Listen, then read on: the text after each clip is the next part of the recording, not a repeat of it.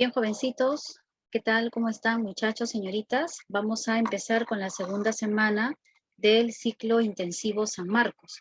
En esta oportunidad, ya una vez que hemos visto de repente la definición de psicología, hemos visto qué es lo que investiga también esta ciencia social importante, que inicialmente pues se había mencionado que investigaba el alma, ¿no?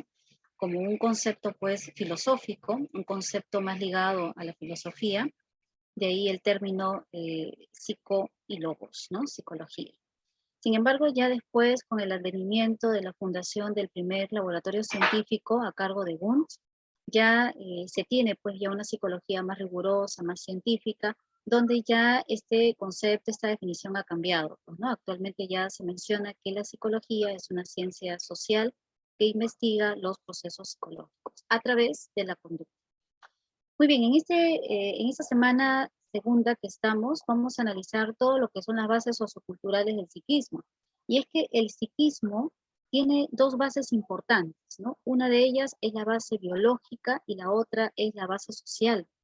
Ambas bases son importantes para que se desarrolle el psiquismo en una persona. Entonces, el psiquismo viene a ser ese proceso psicológico, subjetivo, interno, que implica pues hablar tanto de lo cognitivo, de lo afectivo, como de lo conativo. Entonces, cuando uno habla de lo cognitivo, por ejemplo, se está haciendo referencia a la memoria, al pensamiento, a la sensación y toda una serie de procesos cognitivos. En cambio, cuando uno habla, por ejemplo, de lo afectivo, hace referencia, por ejemplo, al sentimiento, a las emociones, pasiones y también estados de ánimo. Y así cuando uno alude a lo que es los procesos conativos, están inmersos la motivación y la voluntad. Pero todos estos procesos psicológicos que acabo de detallar tienen dos bases importantes, ¿no? Que es en la primera parte biológica, ¿no? La base pues orgánica y también lo social. Entonces en esta última parte vamos a hablar justamente de ello, de lo social, que comprende cómo es que la cultura, la interacción social también va a moldear estos procesos psicológicos, ¿no? Ya sea en el rubro de lo cognitivo, de lo afectivo, como también de lo conativo. Muy bien, vamos a revisar entonces nuestros principales objetivos para esta sesión que estamos empezando. Miren, ustedes muchachos, señoritas, vamos a hablar sobre lo que es la socialización y también sobre la familia, ¿no? Entonces son dos aspectos importantes que vamos a tratar. ¿Qué es la socialización? ¿Cómo se entiende? ¿Cuál es la diferencia con interacción social? También vamos a hablar de la familia, cuáles son los tipos de familia, cuáles son los estilos de crianza que existen también en cada pues agente, ¿no? En este caso familiar. Muy bien, vamos a revisar entonces la definición, el concepto de lo que es la socialización. ¿Qué se entiende por socializar? Muy bien, acá se menciona entonces en estas imágenes que nosotros podemos observar que la asimilación es toda asimilación de cultura, ¿cierto? Que permite la formación de la persona. Por eso que algunos especialistas mencionan que la socialización humaniza al sujeto. Y en efecto es así. ¿Por qué? Porque permite esa formación de nuestra personalidad. Y también hace que nosotros nos convirtamos, forma parte de un grupo, ¿no? O sea, como miembros de un grupo social. Entonces, la socialización, en palabras así amplias, es cuando la persona está asimilando, está internalizando contenidos socioculturales propios de una cultura, ¿ya? Propios de una región, propios de un sector, ¿no? Entonces, todo eso hace que la persona forme también su forma de ser, su personalidad, ¿no? Y que la humanice también. ¿Por qué? Porque esta persona va a tener también el entendimiento de todo un conjunto de valores, de normas, ¿no? De la ética y todo ello, costumbres también, creencias, ¿no? Entonces es importante por ello la cultura. Por eso que la socialización es determinante en lo que es el aspecto de los procesos psicológicos. Por ejemplo, aquí podemos apreciar que una señora está enseñando pues a coser a su hija, ¿no? Allí, por ejemplo, se está transmitiendo todo un conjunto de saberes, tradiciones, costumbres, creencias también, ¿no? Entonces, así es como el ser humano va a ir adquiriendo todos estos contenidos gracias a la socialización. Es un aspecto complejo, es un aspecto bastante, ¿no? Importante, porque forma el psiquismo superior también y también hace pues que se forme la personalidad. importante. Hablando de cultura, aquí se menciona entonces aspectos importantes también, ¿no? Porque una cultura son formas, pues, en conjunto de comportamientos, de ideas, actitudes, tradiciones perdurables en el tiempo, que se van a transmitir de una generación a otra, ¿no? Que van a ser compartidas por un gran grupo de personas y transmitidas de una generación a la otra, ¿no? Eso lo encontramos en Myers, por ejemplo, y está a pie del texto, la bibliografía. Entonces, estas formas de conductas no tan solo van a ser expresiones externas, también hay pues ámbitos internos, en este caso las ideas, el conjunto de actitudes que una persona presenta y que son tradiciones. Por ejemplo, acá observamos la danza de las tijeras, ¿no? La danza de las tijeras se practica bastante en nuestro país, sobre todo en la zona andina. Entonces, esto es parte de un factor cultural. ¿Y eso dónde se ha aprendido? En la sociedad. Entonces, si un pequeñito ha nacido en ese contexto, entonces va a aprender esa cultura, ¿no? Va a aprender también esas costumbres, esas tradiciones. No tan solo se evidencia en los bailes, también en la alimentación, en la forma de hablar, por ejemplo, ¿no? Por eso dice acá, tradiciones, actitudes, ideas, comportamientos, que van a ser transmitidos de una generación a otra. Y así es como va a perdurar, entonces, esta cultura, ¿no? Muy bien, los estándares de belleza varían entre las diferentes culturas, por ejemplo, ¿no? Entonces, en aspectos, por ejemplo, de, de algunos países, por ejemplo, hay mujeres que están totalmente cubiertas, totalmente, ¿no?, tapadas, y se considera como algo normal, ¿no? Hace tiempo, por ejemplo, hace siglos atrás, en Japón se medía la belleza a través del pie, ¿no? En algunas tribus, por ejemplo, de África, se mide la belleza más varonil, ¿no? Así. Entonces, en cuanto a la vestimenta, también hay algunas culturas donde le dan bastantes colores también a su vestimenta, formas, ¿no? Por ejemplo, acá el danzante de tijeras se muestra todo un variopinto, ¿no? De colores, interesante, ¿no? Entonces, todo eso está reflejando también cómo es que se entiende, ¿no?, este factor cultural. Cómo se expresa en diferentes localidades, en diferentes aspectos. También se evidencia en la música, por ejemplo, ¿no? En la música también hay diferentes ritmos, diferentes tonalidades, instrumentos musicales, que son creados también en contextos distintos, ¿no? Y que obedecen también a sus culturas. Por ejemplo, acá en el Perú, en el Perú andino, nos encontramos, por ejemplo, con la antara, con la quena, con la zampoña, ¿no? Y así, entonces son instrumentos importantes que también demuestran un aspecto cultural, ¿no? También nos encontramos con el hecho de la interacción social. La interacción social está dentro de la socialización. ¿Pero qué cosa es la interacción social? Se entiende como una influencia. Ya jovencitos, señoritas, es una influencia de una persona hacia otra, o de un grupo hacia una persona también, ¿no? O de una persona hacia un grupo. Entonces, es una influencia recíproca, así también se le menciona, que puede ser real o también puede ser imaginaria, ¿no?, entre las personas. Entonces, a veces cuando estamos, por ejemplo, así como en la ilustración, ¿no?, cuando estamos aprendiendo de repente gimnasia, estamos aprendiendo un paso de baile, supongamos, entonces allí hay una influencia pues directa, es una influencia real, ¿no?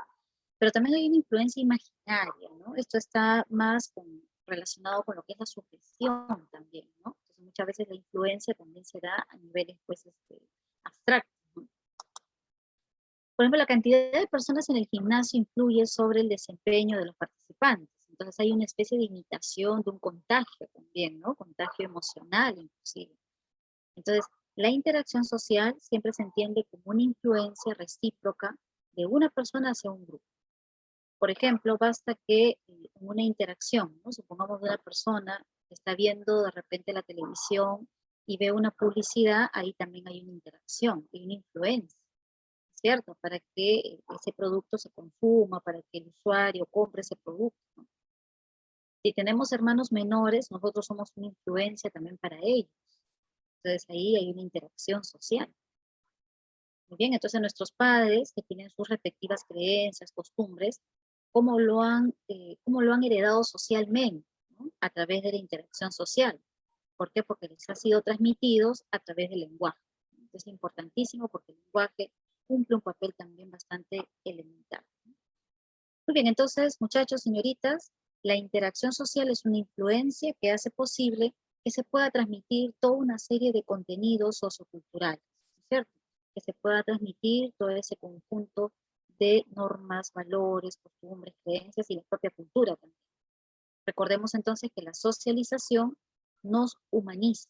La socialización como generadora de contenidos socioculturales hace que la persona también forme, ¿no?, su personalidad. ¿Ah? Bien, vamos a seguir avanzando entonces. También nos encontramos con tipos de socialización, ¿no? Interesante porque la socialización como un proceso complejo que forma el psiquismo superior, que forma el lenguaje, que hace que también se forme la personalidad, la conciencia, ¿no? Vamos a ver que también hay tipos de socialización. Nos encontramos, por ejemplo, con una socialización primaria que va a abarcar desde el nacimiento hasta aproximadamente la adolescencia, ¿no? Entonces, la socialización primaria, evidentemente, es bastante importante el agente de la familia, ¿no? La persona se socializa en el contexto familiar y de escuela, en la que genera relaciones con amigos o sus iguales. Entonces, en la socialización primaria, los agentes que son bastante importantes es la familia, pero también la escuela, los medios de comunicación, la comunidad misma, ¿no? Donde aquí se van a generar relaciones entre amigos que tienen la misma edad. Por eso dicen amigos pares o grupos de pares, ¿no? Muy bien, entonces esto se va a dar fuera del núcleo de lo que es la familia. La socialización primaria abarca entonces desde los 0 años aproximadamente hasta los 19. ¿Ya? Entonces aquí, mediante los primeros cuidados en la infancia, se desarrolla la dimensión afectiva de la personalidad. Claro, entonces la dimensión afectiva empieza con el apego, ¿no? El apego es lo primero que se va a formar en un bebito que tiene pues junto así a sus cuidadores, ¿no? A su mamá, por ejemplo. Entonces ahí es donde se está formando esta primera dimensión, ¿no?, afectiva. Muy bien, entonces la infancia, pero también la niñez, ¿no es cierto? La escuela es generadora también de estos contenidos, ¿no es cierto? Aparte de la familia, que se le enseña pues al pequeño a hablar, ¿no? Pero también en la familia se transmite todo un contenido de conocimientos, en ciencias, letras, números. Es en la escuela donde se desarrollan las habilidades sociales también. Por ejemplo, el tener empatía, el tener una comunicación horizontal, el respetar de repente reglas, ¿no? Conocer normas, o si no, también algunas, no sé, de repente la parte de la moral, ¿no? Entonces, todo eso es parte también de la socialización primaria que la persona va a adquirir en la escuela. Y aparte de ello, como acá también se señala, se forma también el intelecto, ¿no? Que es ya el contenido cognitivo, que es también involucra la inteligencia, la toma de decisiones, ¿no? Entonces también ahí se va a formar el conocimiento, ¿no? Se va a adquirir el saber. Entonces la socialización primaria, estamos viendo que está abarcando varios ejes, ¿no? Como agentes. Primero la familia, la escuela. Y es importante también porque la socialización primaria también hace posible que nosotros podamos tener, ¿no?, toda esta asimilación de contenidos sociales. Muy bien, la influencia de la familia, la escuela y el grupo social en la adolescencia se consolidan allí entonces, gracias a estos grupos, lo que son los valores y el carácter. Por eso les decía, jovencitos, que la socialización primaria va desde los 0 años de nacido, pasando por la infancia, por la niñez, hasta la adolescencia, aproximadamente hasta los 18, 19 años. Entonces, el adolescente también es importante, por ejemplo, ¿no? De repente los amigos, la misma familia, la escuela, el nivel preuniversitario, ¿no? Todo ello constituye la socialización también primaria. Donde se van a consolidar los valores. Sí, es importante, ¿por qué? Porque ya el adolescente empieza a internalizar los valores, empieza a entender, eh, inclusive puede también aplicar estos valores, como la solidaridad, el respeto, la justicia, por ejemplo, ¿no? Y también se forma el carácter. El carácter es un componente de la personalidad, ¿ya? Entonces, si hablamos de personalidad como sistema único, está integrado tanto por temperamento, que es la parte innata, ¿no?, la parte hereditaria, pero también el carácter. Y el carácter involucra todo una situación de adquirir valores, costumbres, pero más que todo la parte ética, la parte moral, ¿no? Entonces, ahí es donde vemos que también tanto la escuela, la familia, son generadoras también de valores, ¿no? Muy bien, socialización primaria entonces, de 18 a 19 años hacia adelante ya nos encontramos con la socialización secundaria, como ustedes pueden apreciar, donde allí ya empieza con los estudios superiores, ¿no? Entonces nos encontramos ya con un panorama ya que está fuera de, ¿no?, del hogar, fuera también de repente de un núcleo, ¿no? De familia, ¿no? ¿Por qué? Porque ya el jovencito, a partir de 19 hacia adelante, ya empieza los estudios superiores, empieza también a adquirir unas nuevas reglas, nuevas costumbres, nuevas creencias, nuevos hábitos, ¿no es cierto? Igualito después, cuando empieza ya el sistema laboral y empieza a estar inmerso en ello, también tiene que aprender las reglas, las normas, los reglamentos internos de esa empresa, de esa institución, de esa fábrica, ¿no? De esa compañía. Entonces ahí también hay un nuevo aprendizaje, ¿sí?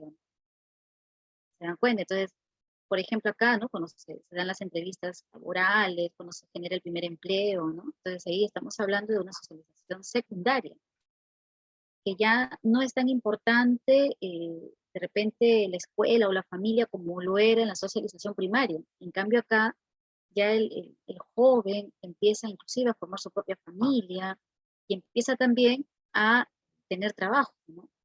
Constituye la población económicamente activa, por ejemplo. Entonces es ahí donde ya estamos hablando de otras formas de conocimiento, ¿no? De otras reglas, de otros valores, de otras costumbres.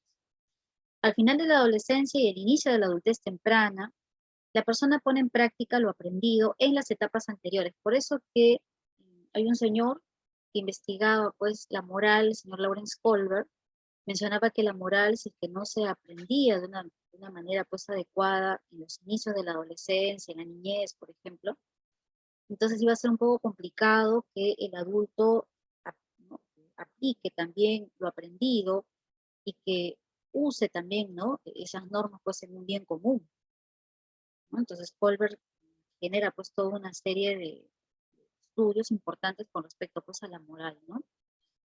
Muy bien, entonces practica lo aprendido en las etapas anteriores y se adapta a nuevos sectores sociales, ¿no? Hay muchos jovencitos que a veces han tenido que estar viviendo solos de repente. ¿Por qué? Porque tienen pues que trabajar y que estudiar inclusive, ¿no? Entonces son aspectos importantes que se tiene también en la socialización secundaria, ¿no? Entonces, por ejemplo, cuando tienen que trabajar, también tienen que a veces socializar, hablar, interactuar también con otras personas, ¿no? Muy bien, entonces ahí tenemos la socialización secundaria, donde ya la persona entra en otros escenarios, ¿no? Entra pues en el ámbito laboral, entra también a un ámbito universitario, de repente maestrías, entre otros aspectos, ¿tá? Muy bien, entonces se adapta a nuevos sectores sociales. Solamente hay estos dos tipos de socialización, solamente primaria y secundaria, no, también hay un tercer tipo de socialización. Nos encontramos entonces con la socialización terciaria. Aquí nos encontramos con el aspecto donde a veces la persona tiene pues que viajar a otros lugares, tiene que a veces aprender un nuevo idioma. Entonces vamos a ver de qué trata la socialización terciaria. La resocialización o aculturación está dentro de la socialización terciaria y es adaptarse a nuevos contextos sociales. Por ejemplo, cuando las personas migran, ¿no?, de un país a otro, entonces ahí se da la socialización terciaria, porque tienen que aprender nuevas costumbres, nuevas tradiciones, nuevos hábitos, ¿no?, o estilos de vida propias de otro país. Inclusive tienen que aprender hasta un nuevo idioma. Por ejemplo, si un joven es becado, ¿no?, si un joven gana una beca para poder estudiar de repente en el extranjero, supongamos por un año, por 2 años, entonces ahí la persona tiene que aprender nuevos estilos de vida, inclusive el nuevo idioma, ¿no? ¿Se dan cuenta? Entonces ahí estamos hablando de socialización terciaria. Aquí tenemos algunas imágenes donde dice, por ejemplo, cumplir una condena, ¿no? Muchas veces las personas cuando han estado, pues, ¿no?, en las cárceles, ¿no?, entonces han tenido que después cumplir una condena de De repente de 5 años, 10 años, y después cuando ya se cumple esta condena, salen ya de la cárcel, ahí tienen que resocializarse, ¿no es cierto? La resocialización es cuando ya la persona sale otra vez, ¿no? A empezar una nueva vida, a empezar otra vez, de repente, adquirir nuevas costumbres, nuevas normas, de repente, ¿no? Entonces ahí estamos hablando de una resocialización. O sino también donde se produce una guerra, ¿no? Por ejemplo, cuando hay un escenario de guerra, como acá se menciona, se ponen también cambios inusitados en la forma de vida, ¿no? Entonces hay muchas personas que cuando están en los conflictos bélicos también tienen que aprender toda una serie de reglamentos, ¿no? Normas, por ejemplo. Entonces ahí también se da la socialización terciaria. Y bueno, acá en este dibujo donde tenemos a la pequeña que vive pues ¿no? En una zona refugiada. ¿Por qué? Porque ha migrado con sus padres. Entonces ahí también tiene que aprender nuevos patrones culturales. ¿Ya? Muy bien, entonces, bueno, en nuestro país también se ha visto, ¿no? De alguna manera esas situaciones, ¿no? Que muchos sociólogos mencionan también, donde la persona pues ha tenido que aprender toda una serie de nuevas costumbres, ¿no? Una persona que migra de un país a otro ha tenido que aprender nuevas formas de repente de hablar, nuevas formas de cocinar, ¿no? Nuevas formas de costumbres, de creencias, por ejemplo. Entonces, todo eso es parte también de una socialización terciaria. Muy bien, entonces encontramos acá estos términos importantes donde la persona tiene que adaptarse a nuevos contextos entonces sociales, ¿ya? A nuevos contextos sociales. Muy bien, vamos a pasar entonces a la siguiente diapositiva. Vamos a ver entonces, y recordemos que hay 3 tipos de socialización, ¿ya? La primaria, la secundaria y la terciaria. Muy bien, a veces hay un estrés provocado por la adaptación a otra cultura. Sí es cierto, ¿no? Muchas veces las personas cuando tienen que migrar, ¿cierto? Tienen que viajar de un país a otro, a veces tienen que adaptarse, pero eso no es fácil. No es un proceso sencillo, ¿no? Todo lo contrario, es bastante complejo. Algunas reacciones pueden ser la ansiedad, ¿no? Entonces, aquí observamos, por ejemplo, en las imágenes a los ciudadanos, pues, ¿no? Venezolanos que por una situación bastante fuerte en su país, han tenido pues que emigrar y sobrevivir, ¿no? Entonces es ahí donde muchas veces han pasado esta ansiedad, esta hostilidad, ¿no? Esta depresión inclusive. Entonces hay un impacto ya psicológico, ¿no? Muy bien, eso lo encontramos en Kuhn y Mitter, Introducción a la Psicología. Acá también hay una bibliografía a pie del texto, ¿no?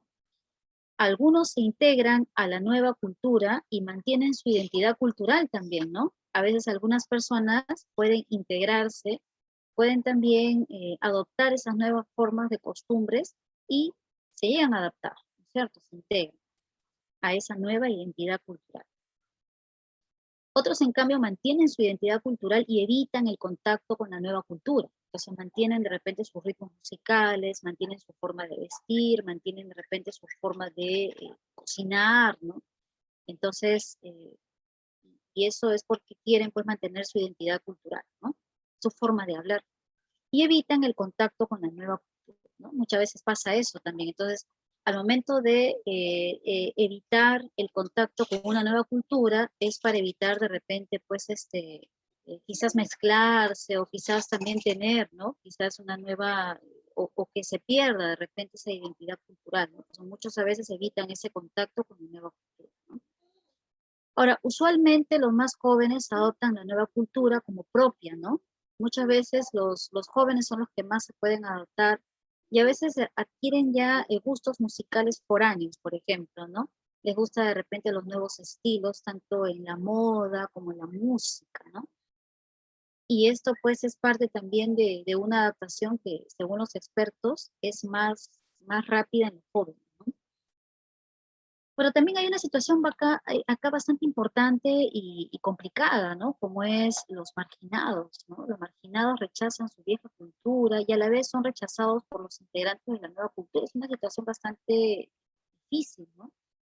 Porque las personas van a rechazar su antigua cultura, desprecian de repente su antigua cultura, y a la vez ellos son rechazados por los integrantes de la nueva cultura, ¿no?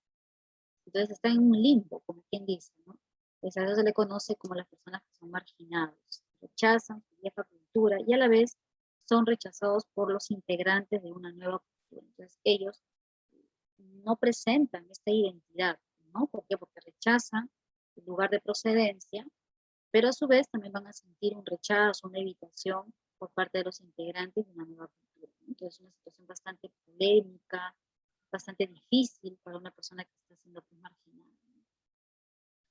Muy bien, entonces, jovencitos, recordar que esta socialización terciaria no es muy fácil, ¿ya? No es muy sencilla, peor aún cuando se tiene, pues, una situación política de repente, ¿no? Un tanto difícil también, ¿no? Provoca, como acá ustedes están viendo, ansiedad, depresión, hostilidad, ¿no? Muy bien, entonces son estrés provocados por la adaptación a otra cultura. Muy bien, vamos a continuar entonces. Y hablamos aquí de la familia, ¿no? ¿Cómo podemos entonces mencionar a la familia? Entonces, nosotros siempre hemos escuchado de repente en el colegio que la familia es el núcleo de la sociedad, que es la célula, ¿no? Entonces, la familia es un agente importantísimo, ¿ah? La familia, no importa pues el número de integrantes, de repente los estilos, pero la familia constituye un microsistema, ¿no? La familia. Y allí en su seno, en su interior, se van a cultivar toda una serie de costumbres, de creencias, tradiciones, reglas de conducta, establecimientos de límites. Entonces vamos a ir viendo cómo se entiende pues la familia. Muy bien, la familia, para empezar, está dentro, pues, está conformado en una sociedad, ¿cierto? Por eso la familia también es entendida como un grupo social. Es un sistema abierto con un número variable de miembros familiares, ¿no es cierto? Entonces hay parejas que deciden tener pues, 2 hijos, un hijo, 3 hijos, 6 hijos, ¿no? Entonces es un número bastante variable, ¿no? Puede cambiar. Entonces a veces en esa familia se decide pues vivir también con los abuelitos, con los, de repente con los sobrinos, con los cuñados, entonces todo eso conforma ya un grupo social, ¿no? Entonces tenemos ahí como primera definición que la familia es un grupo social. Que la familia también presenta vínculos, ¿no es cierto? Vínculos consanguíneos, que son vínculos legales o también por afinidad. Entonces estos vínculos generalmente que unen a los miembros familiares son pues de sangre, ¿no? Pero también a veces hemos visto que se hereda también el apellido, por ejemplo, ahí ya constituye lo legal, o sino también las adopciones. Eso también es importante señalarlo, no toda familia pues va a constituir solamente de lazos sanguíneos, sino también por legalidad, ¿no? A veces pues se adoptan, por ejemplo, a los miembros familiares. Muy bien, y por afinidad sentimental, ¿no? De hecho que cuando una pareja pues se junta, decide casarse o convivir, de hecho que hay una afinidad, ¿no? Sentimental, emocional. Muy bien, según su estructura suele ser bastante diversa, ¿no? Porque depende del contexto social. Claro, estamos hablando ya del aspecto interno de la familia, que pueden ser conformadas por solo padres y los hijos, puede ser conformada por, de repente, por los sobrinos, como les decía, ¿no? Sobrinos, tíos, hermanos, nietos, ¿no? También puede ser conformado a veces por hijos de un primer compromiso, ¿no es cierto? Entonces ahí está la denominación de hijastro, hermanastro, por ejemplo. Entonces, según su estructura es bastante diverso, ¿no? Ahora, ¿cuál es la función que tiene pues la familia? La función principalmente de la familia es proteger, guiar a sus miembros familiares, ¿no? Entonces, la idea es que la familia proteja, ¿cierto? Entonces, cubra necesidades, que les dé los adecuados, pues, ¿no? De repente consejos, guiar, ¿no? Guiar, apoyar también a sus miembros familiares. Entonces, esa es la función, ¿no? Que los padres, que entre los hermanos se guíen, se protejan, que se aconsejen, que haya una buena pues, relación familiar, ¿no? Esa es la función entonces. Que se cumplan los objetivos familiares también. Entonces, eso es parte de la función, proteger y guiar pues, a sus miembros familiares. La familia. Vamos a conocer un poco más con respecto a ello. Tenemos aquí, por ejemplo, las funciones de la familia. Sí, en efecto, la familia pues presenta bastantes funciones o roles. Una es la función reproductiva. Muy bien, ¿por qué? Porque incorpora nuevos integrantes a la sociedad, ¿cierto? A esa nueva comunidad, a esa nueva sociedad, incorpora pues un nuevo ser, ¿no? Un nuevo integrante. Y permite también, como función reproductiva, permite la preservación de la especie, que la especie humana pues continúe, ¿no? Que siga. Implica una reproducción cultural mediante la transmisión también de la cultura, ¿no? O sea, como función reproductiva también estamos viendo que implica que se transmita, ¿no? Que se transmita de padres a hijos esa transmisión también de cultura. Entonces, la función de la familia en primera línea tenemos acá reproductiva, ¿ya? Que es garantizar, preservar a la especie humana. Muy bien, ¿qué otra función tenemos? La función afectiva, que es brindar apoyo, el soporte emocional para que sus integrantes logren sus metas, ¿no es cierto? Esa es la idea, entonces, que los padres sean pues ese apoyo, ese soporte, ¿no? Hacia sus hijos, en situaciones a veces complicadas, a veces cuando los niños van al colegio por primera vez, ahí es donde se tiene que ver ese soporte, ¿no? Del padre, de la madre, o cuando están en la adolescencia también. Los mecanismos en que se manifiestan los afectos en la familia influyen en la forma de manejar las emociones en diferentes entornos sociales, ¿no? Entonces, los mecanismos son importantes que la familia también lo sepa pues, sobrellevar y cumplir, ¿no? Porque esto va a influir en la forma de manejar las emociones. Entonces, si la familia no crea esos mecanismos, por ejemplo, uno de ellos es de tolerancia a la frustración, por ejemplo, entonces ese futuro adulto, ese pequeñito que va a ser un adulto, va a tener de repente problemas en el manejo y control de sus emociones. Entonces es ahí donde la familia tiene que generar estos mecanismos, ¿no? Estrategias, eh, métodos en los cuales pues, se pueda regular y controlar esas emociones. ¿Por qué? Porque esto va a ser aplicado en un entorno social más adelante, ¿no? Es por ello que dentro de la función afectiva también podemos agregar acá que se da, por ejemplo, el apego, ¿no? El apego es importante como vínculo emocional porque será el concepto, la definición de las futuras relaciones sociales, ¿no? Muy bien, también tenemos la función socializadora, que transmite, pues evidentemente la familia, transmite toda una serie de valores, una serie de costumbres, normas de comportamiento también, pues, ¿no? Genera toda una serie de, de reglas, ¿no? Entonces hay establecimientos inclusive de límites, ¿no? Pero sobre todo se inculca los valores, las costumbres. Implica las formas de interactuar también con otras personas, ¿no? Cómo es que se debe pues la persona dirigir hacia otros.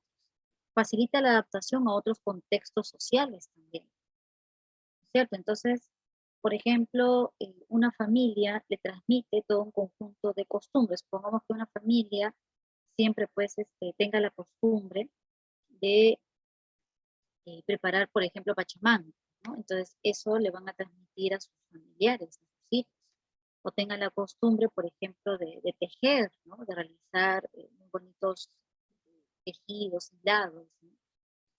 Entonces, es ahí donde le transmiten también esas costumbres, esas tradiciones a sus integrantes. ¿Bien? Entonces, ahí se cumple la función socializadora. Vamos a ver qué otras funciones se presentan.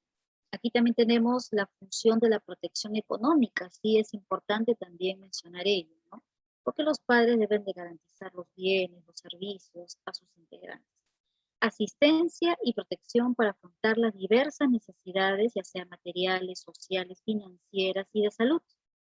Claro, entonces lo económico es importante porque cubre esos aspectos, ¿no? Sobre todo la salud, la educación, lo material, lo social, bueno, ¿no? Del grupo familiar.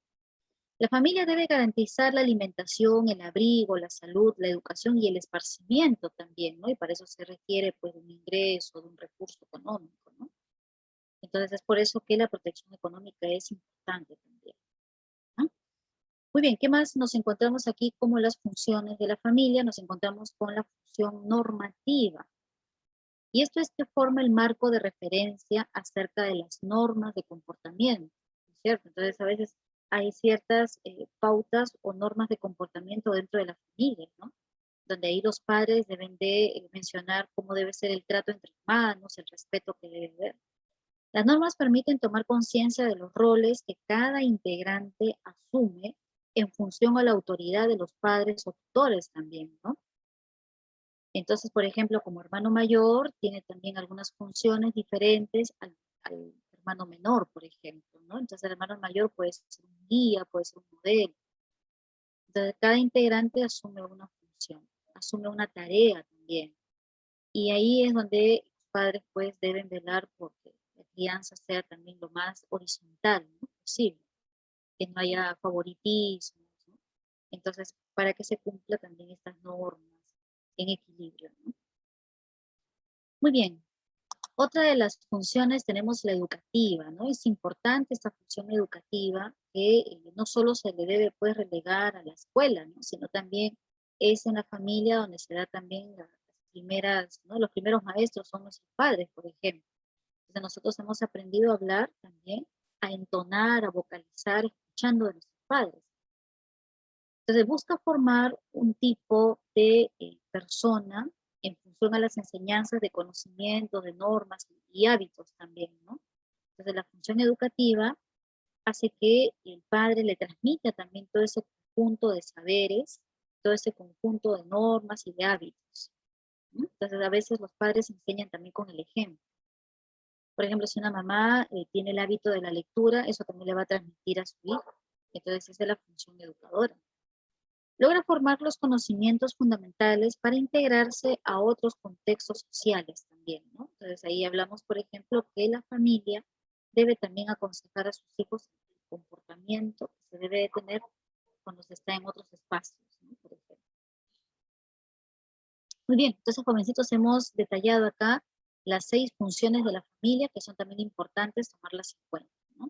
Entonces, todas estas funciones son imprescindibles que se den dentro del seno familiar. Y todos nosotros también hemos compartido estas funciones, ¿no?, como que somos, pues, parte integrantes de una familia, ¿no? Muy bien, bueno, ahora, pues, con el contexto de estamos viviendo, ¿no? Entonces, en muchos hogares se da esto de la función educativa de una manera bastante fuerte, ¿no?, ¿cierto? Entonces, es en la familia donde también se tiene que enseñar, ¿no?, estimular también el hecho de la enseñanza-aprendizaje, ¿no? Entonces, ahí se ve también la función educativa. Muy bien, vamos a ver qué más nos ofrece entonces como datos. Estilos de crianza. A ver, los estilos de crianza son importantes también tomarlos en cuenta, porque un estilo de crianza viene a ser la forma de cómo se educa, la forma como se trata, la formación que se tiene dentro de la familia. ¿Qué estilos encontramos generalmente en la familia? ¿No es cierto? Entonces eso es lo que vamos a ver aquí, estilos de crianza. Los padres establecen límites razonables para guiar el desarrollo del comportamiento de los hijos, ¿no es cierto? Entonces se debe de guiar, encauzar el desarrollo del comportamiento de los hijos. Pero ¿cómo lo guío? Utilizo los gritos, soy muy permisiva, soy horizontal, soy democrática, ¿no? Entonces eso es lo que vamos a ver.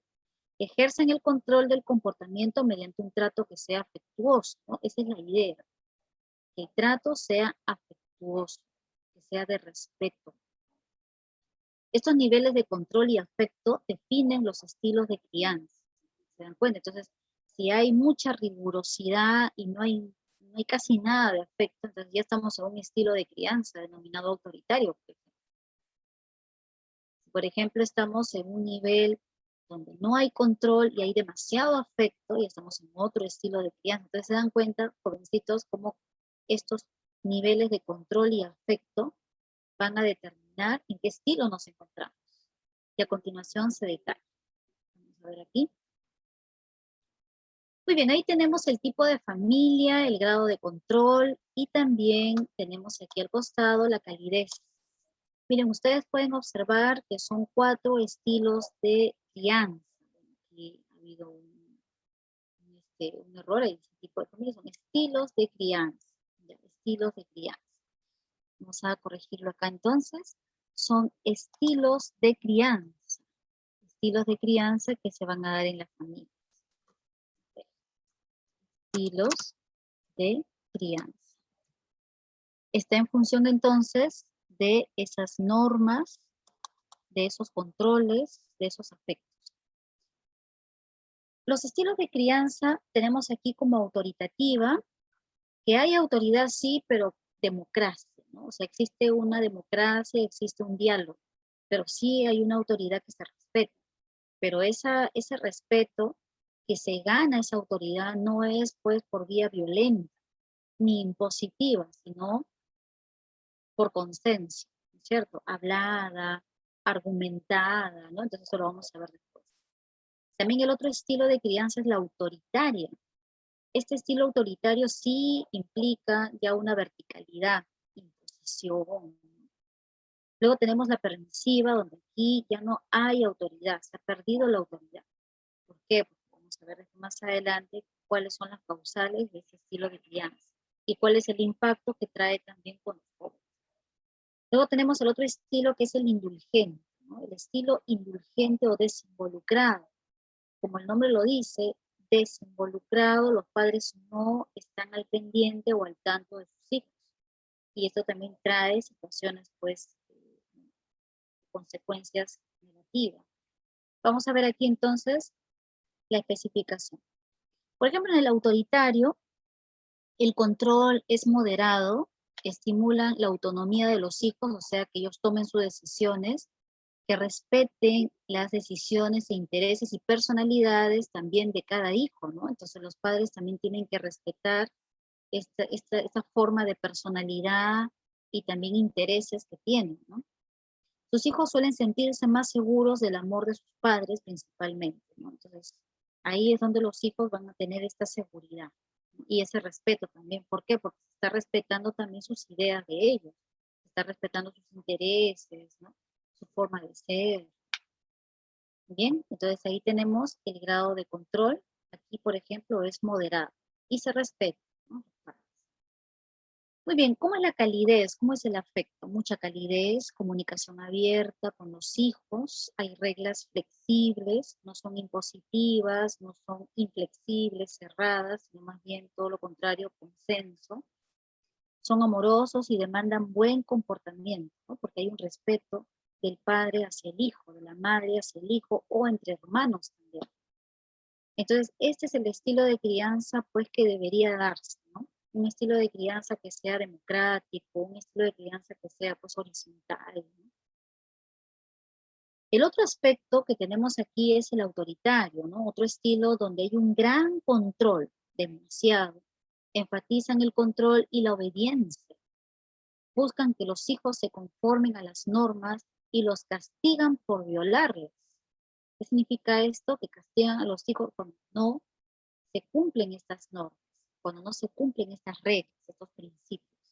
Los hijos son más descontentos, son retraídos, son desconfiados, ¿no?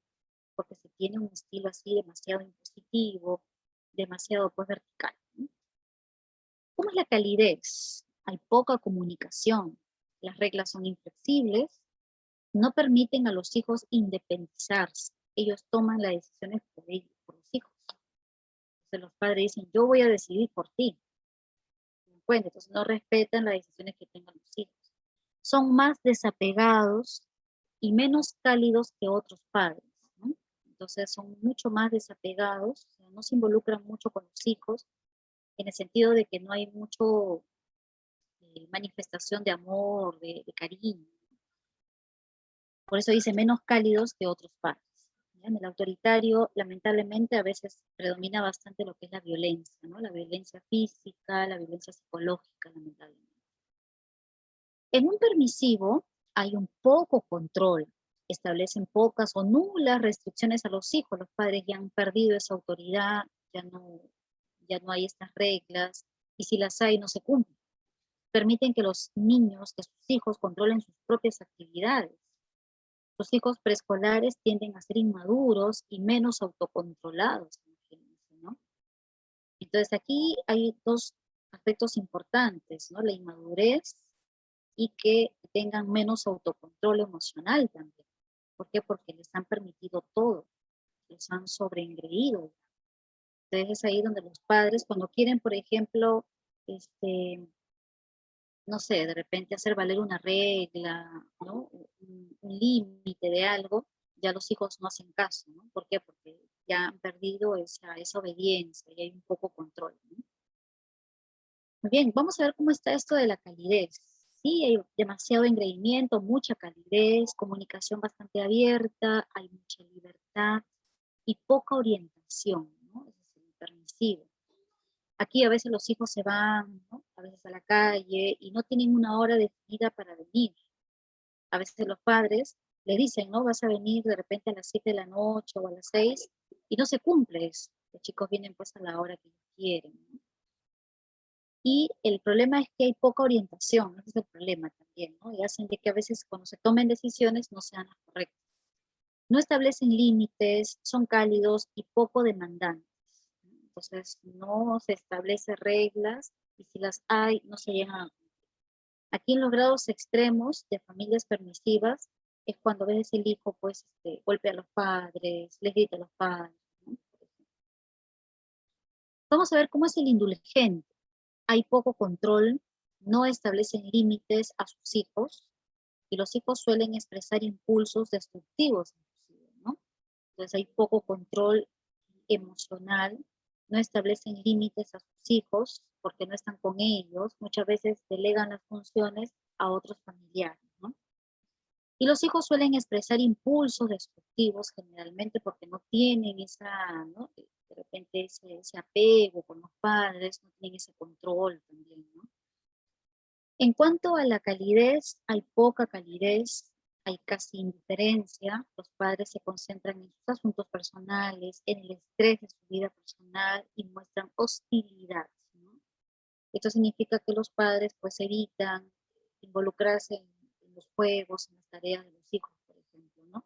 Y delegan esto a terceros, por ejemplo, al abuelito, a los tíos, ¿no?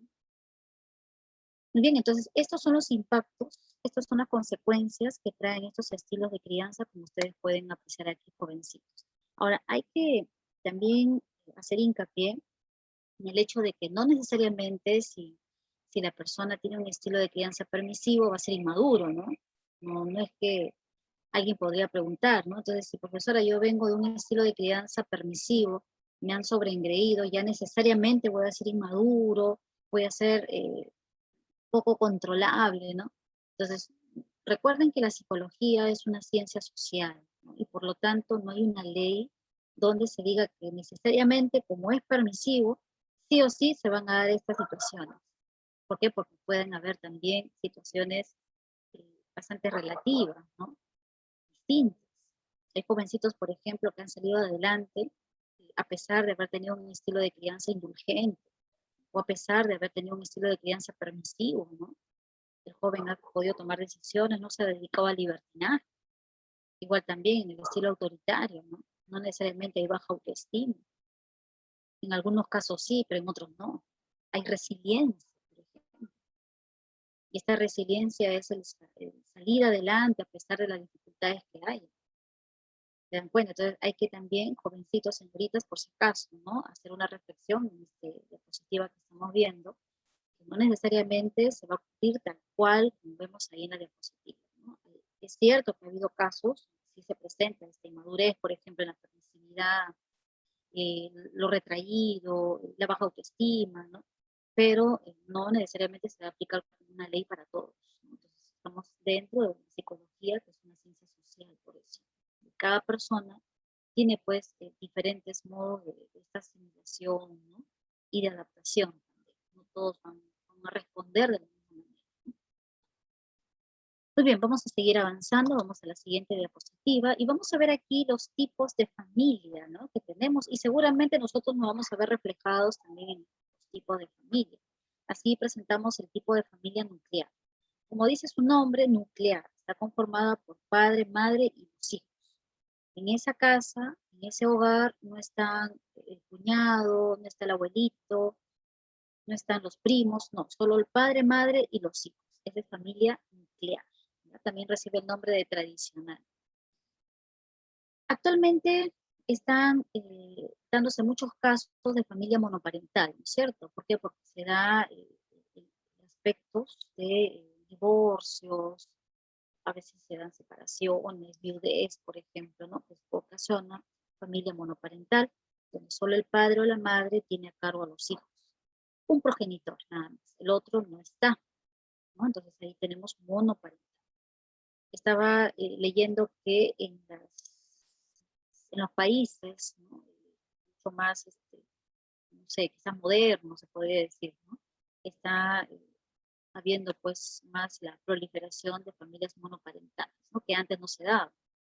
En cambio ahora sí, como ha cambiado de repente algunos aspectos donde ya la iglesia pues admite el divorcio, por ejemplo, entonces se dan estas familias monoparentales. Otro tipo de familia es la reconstruida, la fusionada o ensamblada, también se le conoce. Y esto es cuando los esposos, ¿no? Se dan una segunda oportunidad para poder empezar, ¿no? Quizás una nueva relación, una nueva pareja, ¿no? O casarse por segunda vez de repente. Entonces es ahí donde tenemos ya fusionada. ¿Por qué? Porque estos cónyuges, ¿no? Han tenido pues antes otro compromiso y fruto de ese anterior compromiso ha habido pues hijos. Entonces llevan sus hijos con esta nueva pareja. Ahí nos encontramos con familia fusionada, que recibe el nombre de ensamblada, reconstruida. Padre o madre que tienen hijos o han tenido hijos en su unión anterior. Y el otro tipo de familia que también había averiguado que se da bastante en las familias peruanas, ¿no? En nuestro país, en nuestro contexto, es la familia extensa, ¿no? ¿Por qué? Porque vemos que a veces hay casas multifamiliares. A veces en una casa grande, amplia, viven pues, 3 familias, 2 familias, ¿no? O edificios multifamiliares también. Bueno, en el primer piso están los abuelitos, en el segundo piso está de repente los tíos, ¿no?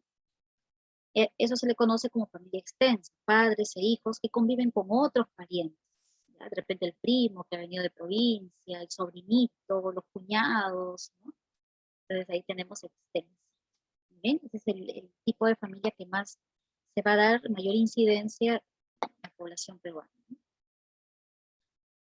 Muy bien, listo. Vamos a seguir avanzando y por acá tenemos la evolución de las relaciones familiares. ¿Cómo es que se debe dar esta crianza en función de la edad? ¿No es cierto? Por ejemplo, si estamos hablando de la infancia, eh, que involucra pues del nacimiento hasta la crianza, ¿no? Los padres brindan atención y cuidado a los hijos que son pequeñitos. Aquí los padres deben de garantizar lo que es la alimentación, el cuidado, la salud, la estimulación también, ¿no? Por ejemplo, el hecho de que el pequeñito pueda caminar, ¿no? El lenguaje y también el apego, ¿no? Es importante también entonces aquí en esta primera etapa del desarrollo humano, ¿no? De la infancia. Ahora, ¿cómo deben de criar los padres cuando ya el niño está en el colegio? Bueno, ¿no? Entonces aquí se va a dar el primer desprendimiento del niño del hogar y como consecuencia el niño se dará cuenta que ya todo no gira pues solamente a él, ¿no? Como de repente en la familia, en la casa, quizás ser el centro de la atención, pero ahora en el colegio él tiene que respetar reglas. Tanto es así que se da el juego reglado entre pares, o sea, entre los amigos de la misma edad.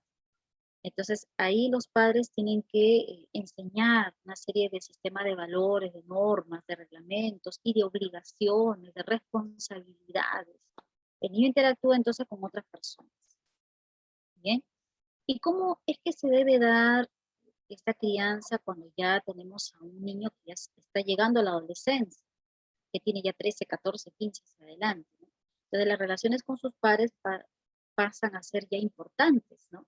Donde se tiene el mejor amigo, la mejor amiga, se comparten también inclusive confidencias, de repente experiencias, ¿no? Hay también sentido de la amistad, ¿no? El enamoramiento. Entonces surge la necesidad de evitar conductas de riesgo. Es ahí donde los padres tienen una labor importante, el consejo, la sugerencia, el hecho de establecer límites también, ¿no? Si va a salir a la calle, si va a salir a una fiesta, tiene que respetar también la hora de llegada, ¿no? Por ejemplo. Y también hacerle ver todo el conjunto de conductas de riesgo que pueden poner en peligro la vida del adolescente. ¿Sí? Entonces es ahí donde los padres también tienen una misión bastante importante, ¿no?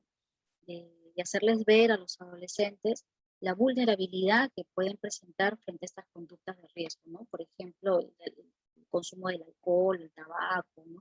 O tener relaciones sexuales pues sin protección, o a temprana edad, por ejemplo, ¿no? Entonces, todas esas situaciones también los padres deben de cubrir, ¿no? Esta necesidad de apoyo emocional también. Muy bien, entonces ahí tenemos esta evolución de las relaciones familiares, ¿no? Por parte entonces de los padres, como de cara pues a las relaciones, también al desarrollo humano, ¿no? En la infancia, en la niñez y la adolescencia. Entonces, de hecho que esta crianza no va a ser igual, ¿no? O sea, no se debe criar igual a un adolescente como un infante como un niño. No se debe criar un niño como un adolescente tampoco. Entonces, cada una de las etapas demanda que los padres tengan también su propia pues, estrategia o formas de crianza, ¿no? Muy bien, listo. Aquí tenemos entonces la bibliografía con la que hemos pues contado para poder realizar la diapositiva, jovencitos. Ahí está con Miller, Craig y Bauku, Myers y Twain, Papalia y Wentworth, ¿no? Sobre todo Papalia, Wentworth, psicología del desarrollo, habla pues ampliamente sobre lo que es las etapas de... Muy bien, ahí está entonces. Vamos a dejarlo aquí, jovencitos, y después volveremos para poder dar las claves a las preguntas de solucionar, ¿ya? Muy bien, jovencitos. Nos vemos entonces más adelante.